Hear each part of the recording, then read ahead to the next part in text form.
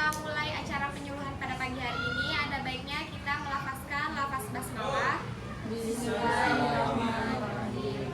Baik, sebelumnya perkenalkan, saya Manda Marsida Agustin. Di sini saya sebagai moderator dalam acara ini dan ada rekan saya Eliza Putri Rashmadia sebagai penyaji. Baik, tema kita pada pagi hari ini yaitu adalah demam berdarah Dengue atau DBD. Baiklah, untuk mempersingkat waktu, langsung saja kepada Eliza untuk menyampaikan materi tentang demam berdarah. Oke, selamat pagi semuanya. Pagi. Baiklah, udah tahu ya nama saya siapa? Kabarnya sehat semua kan? Alhamdulillah sehat. Baiklah teman-teman, di sini saya akan menyampaikan tentang demam berdarah dengue atau yang biasa kita sebut dengan DBD. Sebelumnya ada yang tahu DBD itu apa? Oke, silakan kepada perkenalkan dulu diri. Baiklah, perkenalkan nama saya Rojidi. DBD itu adalah penyakit yang disebabkan oleh nyamuk Aedes.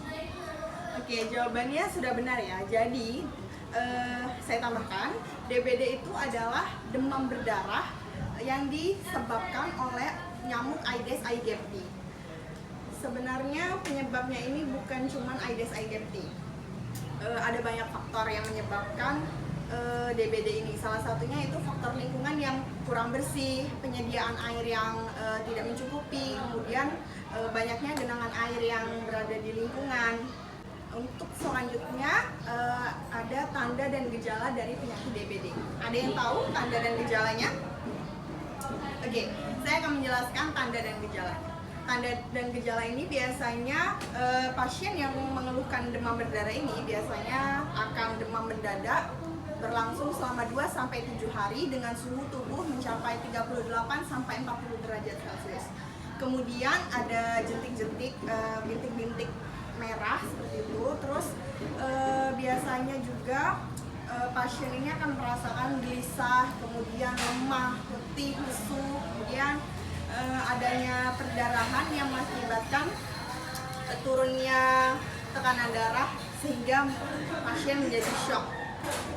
Tapi demam berdarah ini bisa kita cegah melalui 3 cara. Ada yang tahu nggak 3 cara ini apa?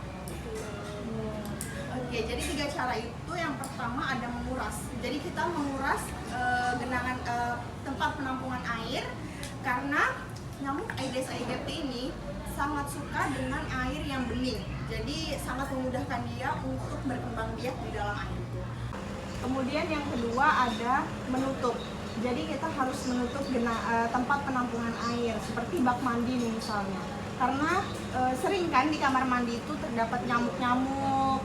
Jadi kita sebisa mungkin harus menutup tempat penampungan air.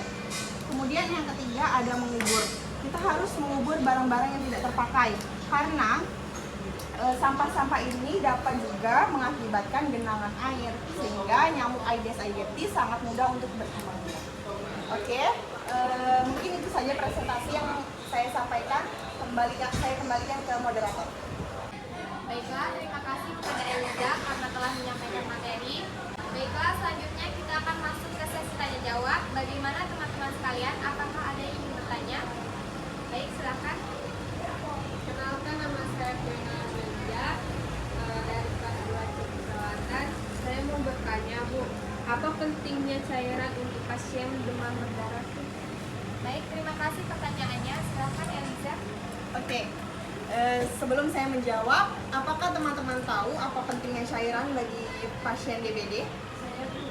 Oke, silakan mbaknya, silakan perkenalkan dirinya. Perkenalkan, nama saya Natasha Lestari. Saya akan menjawab pertanyaan dari Fiona. Jika pasien tidak minum banyak air, akan terjadi dehidrasi. Apakah benar, Bu? Oke, jadi jawaban yang sangat bagus ya mbak. Jadi pasien yang terkena DBD memang harus benar-benar banyak mengonsumsi cairan agar tubuhnya tetap terjaga dan tidak dehidrasi. Apa bisa dipahami? Terima kasih. Baik, pertanyaan selanjutnya mungkin. Baik, silakan. Nah, perkenalkan nama saya Rojidi. Di sini saya akan bertanya, kan banyak sekali orang yang meremehkan DBD ini. Apa yang terjadi jika DBD ini dihiraukan atau diabaikan? Ada yang bisa bantu saya lagi nggak buat jawab pertanyaannya? Oke. Baik, saya Sylviansi, saya akan menjawab pertanyaan dari Roy. Apa yang terjadi jika DBD dibiarkan? Jika DBD dibiarkan, ini merupakan suatu kondisi yang mengkhawatirkan dan akan menyebabkan suatu kekritisan kepada pasien yang mengalami DBD. Alangkah baiknya jika sudah terjadi gejala DBD, alangkah lebih baiknya dibawa langsung ke rumah sakit atau ke tempat pelayanan kesehatan terdekat. Oke, jadi kayak gitu ya, Mas Roy. Kalau kita misalnya ada keluarga kita nih yang tiba-tiba demam, kayak ciri-ciri DBD, berarti kita sebelum membawa dia ke puskesmas terdekat atau rumah sakit terdekat, kita harus memberikan dia cairan terlebih dahulu. Karena cairan itu tadi dapat meningkatkan imun, setidaknya ada benteng pertahanan dulu dari tubuh kita. Bagaimana? Bisa dipahami? Bisa.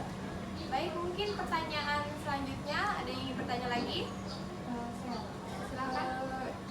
Izin bertanya, saya Sylviansi, bagaimana jika seseorang ibu menyusui terkena DBD, apakah anak tersebut akan terkena DBD juga? Oke, pertanyaannya bagus banget ya, Bu.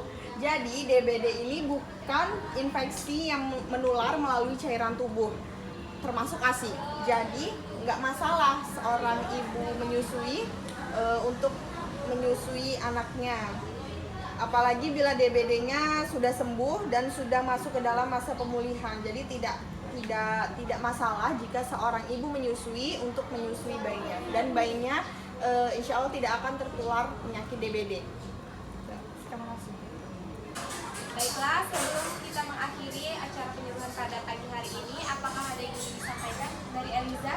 Oke, jadi sebelumnya saya mohon maaf apabila saya ada salah kata dalam penyampaian tadi, dan saya sangat berterima kasih kepada moderator dan peserta penyuluhan pada pagi hari ini atas antusias kalian semua.